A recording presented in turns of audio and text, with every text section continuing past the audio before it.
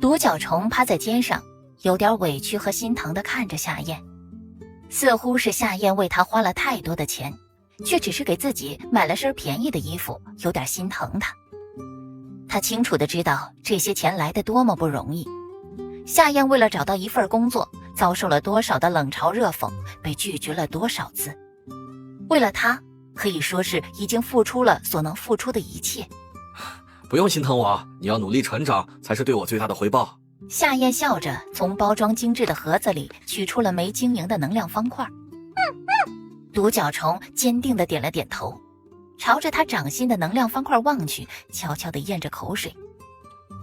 感觉到他的嘴馋，夏燕笑得更开心了，故意拿起能量方块对准太阳。阳光穿过透明的深绿色能量方块，里面没有任何肉眼可见的杂质。终极能量方块散发着淡淡清香中夹杂着若隐若现的腥臭味。这就是虫系能量与毒系能量结合的能量方块吗？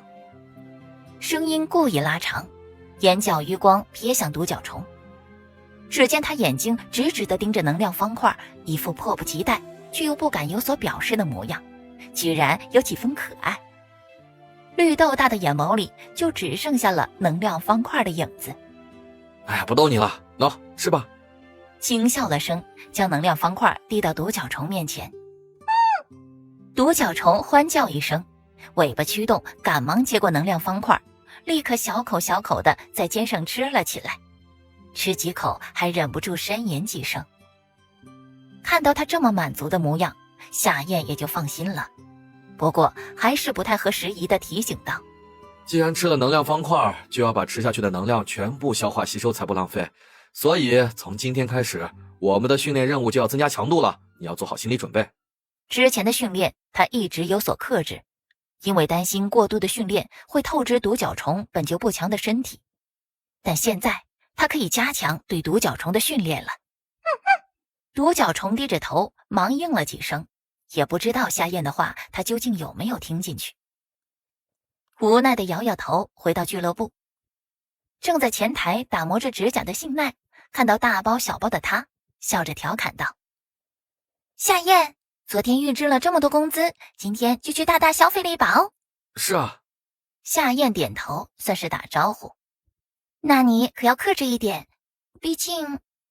瞥过他肩上的独角虫。夏燕并没有因为他对独角虫的暗示而表示什么。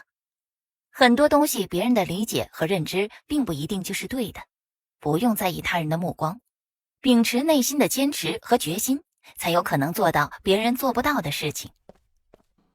回到房间，把东西整齐地放好，装上几颗能量方块，就带着独角虫来到了训练室。刚刚绕着训练室跑了几圈，热身结束后，准备开始真正的训练的时候，幸奈就再次找到他。一起来的还有昨天那个嚷着要全天候包下夏燕的中二少年剑二。看到没有陪练任务的时候都坚持训练，头上已经冒出细汗的夏燕，幸奈打从心里还是有些佩服的。努力的人总会给人留下特别的印象。0451就在这里，我不打扰你们了。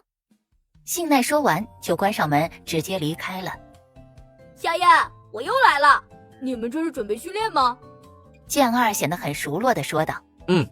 夏燕轻轻应了一声。今天需要什么陪练？对战还是训练？我们就是来跟着一起训练的。顺着夏燕的话，剑二召唤出妙蛙种子，一副跃跃欲试的模样。打呢！妙蛙种子一出来就看到了独角虫，立刻屁颠屁颠地扭着有些肥的小屁股，跑到独角虫的面前轻轻叫唤着。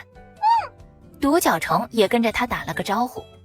经过昨天的对战以及训练，独角虫和妙蛙种子倒也算是认识了。就如同剑二对自己也投身到训练中以身作则的夏燕很佩服一样，妙蛙种子也对训练难度是他好几倍的独角虫很佩服。那我们要开始了，你们可以尝试跟一下，或者按照昨天我教你的进行。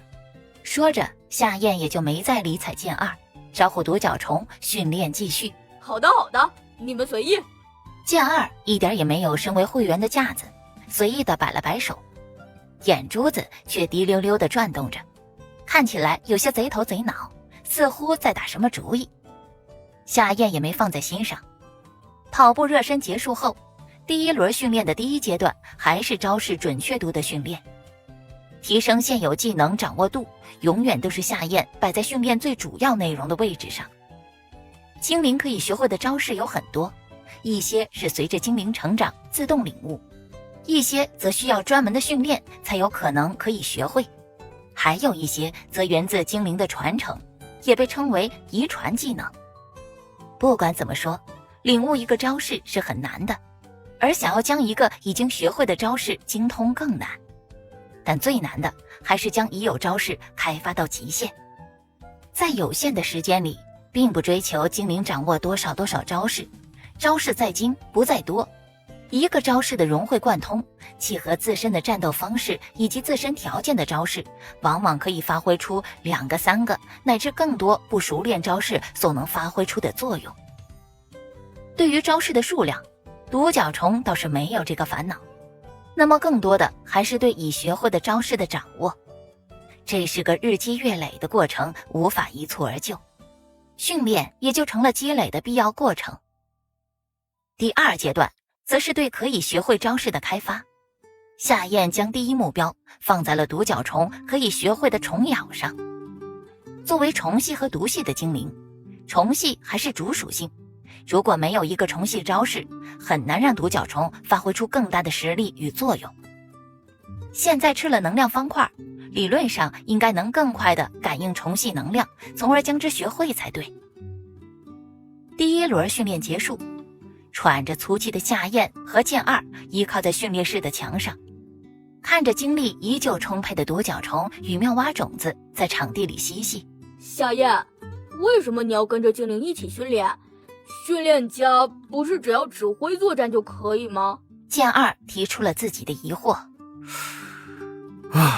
夏燕长长出了口气，拭去额头的汗水，看了眼活泼的独角虫，暗自点头。能量方块的作用已经开始体现了，独角虫的精力更加充沛，可以适应更高强度的训练了。同时回答道，训练家之所以被称为训练家，就是因为他们是拥有精灵并且可以指挥精灵的一群人。训练家这个称呼不只是一个人，而是只拥有精灵的人。精灵与人是一体的，如果你将精灵与人分开，那么训练家这一称呼就有些不太合适。与精灵一起训练，不仅仅是为了获得精灵更多的认同感，同样也是为了让训练家更深入地了解精灵的状态、习性以及个性。只有将精灵的各种情况都考虑进去，指挥作战时才能从精灵的角度出发，适时地做出正确的判断以及决定。这么说你明白吗？剑二若有所思地点点头。是不是老师们嘴里常说的带入精灵的角度去思考问题和解决问题，精灵与训练家的契合度才会更高？很棒的总结。夏燕赞同道。你看，这就是知识的好处。像剑二这样的人，其实已经获得了大量的知识，只是获取了知识和能否利用知识是完全2个不同的概念。就好比前世学习的科目语数英，获取了知识，却不知道该如何运用起来一样。剑二一副受教了的表情，眼珠再次一转，刚想再说些什么，却忽然听到大内妙蛙种子吃痛的声音传来。妙蛙种子！剑二3步并作2步冲上前，跑到妙蛙种子的身边。夏燕也立刻从地上跳了起来，小跑到独角虫与妙蛙种子嬉闹的地方。妙蛙种子闭着眼睛倒在地上，而独角虫则是一副发懵的表情。他愣愣地看着地上的妙蛙种子，有些不知所措。怎么了？夏燕沉声问道。独角虫看到夏燕，就像一下子找到了主心骨，摆着身体想要解释什么，却怎么也无法表述清楚。大内，妙蛙种子睁开了眼睛，最开始的疼痛过去后，他也缓了过来。毕竟是精灵，不至于那么容易受伤，体质还是很强的。看到妙蛙种子很快缓了过来，剑二和夏燕都松了口气。刚才发生了什么？独角虫和妙蛙种子对视一眼，倒是没有因为刚才发生的事情而让2只精灵产生间隙。大内，呢打呢。然后两只精灵就给夏燕和剑二表演了一遍刚才发生的事情。刚才独角虫和妙蛙种子在互相玩耍的时候，妙蛙种子为了向独角虫展示它藤鞭的韧性，所以抽出藤鞭放在自己的嘴巴上咬了咬，纹丝不动。而独角虫对于妙蛙种子的这种可以从身体里长出的藤鞭也非常好奇，于是他表示自己也想试试看，咬咬看。对此，妙蛙种子当然也不在意，毕竟他对自己藤鞭的韧性还是非常有信心的。可谁知道，独角虫在啃咬妙蛙种子的藤鞭时，忽然就想到了夏燕训练他啃咬树干的画面和情节，体内竟有一股神奇的能量忽然就被勾动了起来。可能是因为训练厚积薄发起了效果，也有可能是因为今天吃了能量方块，恰巧的就激发出了他的潜能，忽然就领悟了虫系招式虫咬。结果可想而知，妙蛙种子的藤鞭在独角虫的嘴巴里遭受了重创。看完两只精灵的表演，以及独角虫炸开的嘴巴上亮起的晶莹绿色光晕，夏燕和剑二都愣了下。虫咬是游戏中独角虫等级达到9级时所能学会的招式，但独角虫这种精灵一般达到7级就会进化为铁鞘蛹，只有阻止独角虫的进化才能学会，又或者在游戏中只通过招式学习器学习。但那是游戏，在现实世界中显然没有等级提升并自动学会技能的概念，也没有招式学习器这种东西。想要学会招式，只有在精灵符合某种特定的时机才有可能领悟，或是通过有针对性的不断训练，熟能生巧，直至领悟学会。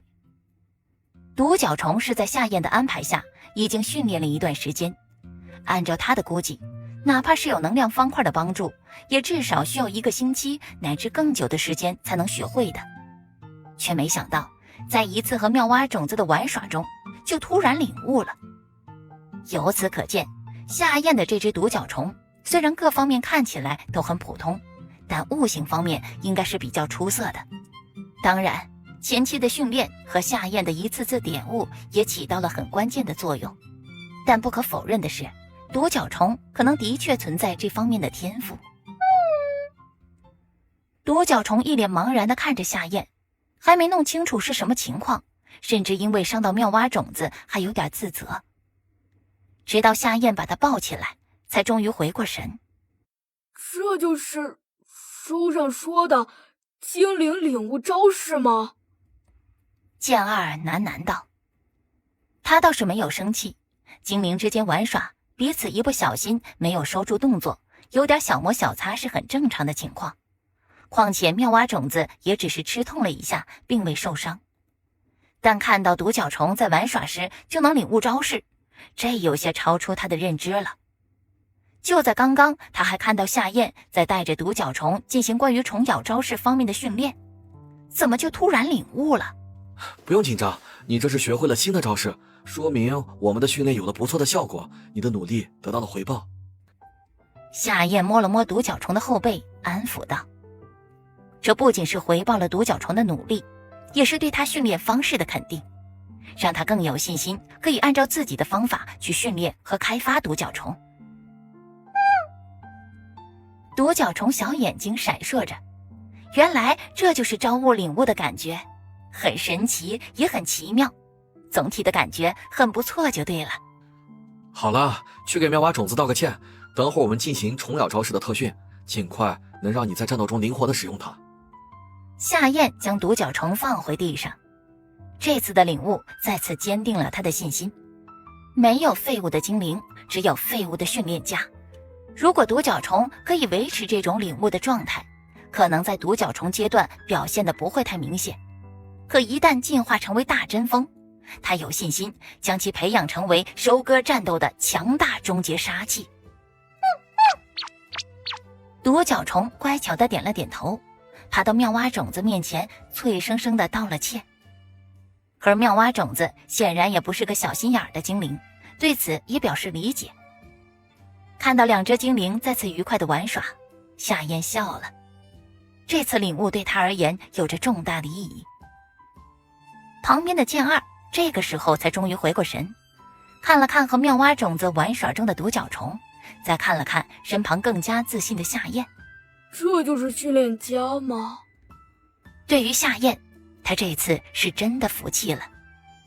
精灵招式的领悟他还是第一次见，和书本上简单一笔带过的描述有很不同的感官。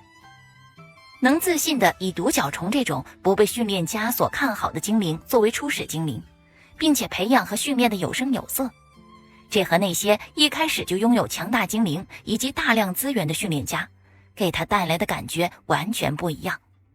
你刚才是不是有什么话要说？夏燕问道。刚才两人聊到一半，被妙蛙种子的痛苦叫声给打断了。听到他的问题，剑二才忽然反应过来，表情略微有些复杂地说道：下个星期我们学校组织去金黄市外的繁木森林冒险，为了安全考虑，学校允许我们邀请一名训练家一同前往，所以你想邀请我？夏燕眸子微闪。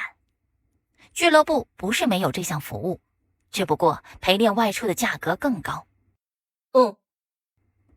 剑二点了点头。之前他还有些犹豫的，但看到独角虫领悟了虫咬后，那种犹豫也就随之消失了。为什么不邀请一名更强的训练家呢？不是更安全吗？对于自己的斤两，夏燕还是心知肚明的。学校规定，为了让我们更多的接触了解野外情况和接触与野生精灵的对战，所以不能邀请实力太强、精灵数量超过2只的训练家陪同。江二解释道。他紧接着又补充：你放心，繁木森林中的野生精灵都不强，并且学校也会在我们的活动开始之前对其进行最后一遍的清扫，目的只是为了让我们这群刚刚接触精灵的2年级生更好的了解精灵，甚至可能战斗都不一定会发生。这就等于白送钱了，而且还有1个星期的时间。夏燕想了想，不管是从钱的角度出发，还是从锻炼独角虫的角度出发，他都没有拒绝的理由。可以，我答应你。他现在最缺的就是钱，今天一下子把预支的工资都给花完了，并且见识到了能量方块对于独角虫的辅助作用，他需要更多的钱，外出任务恰巧来钱更快。那我到时候就来找你。剑二有些兴奋，对于他们这些学生来说，可以外出冒险，没有什么是比这个更加开心和兴奋的了。好。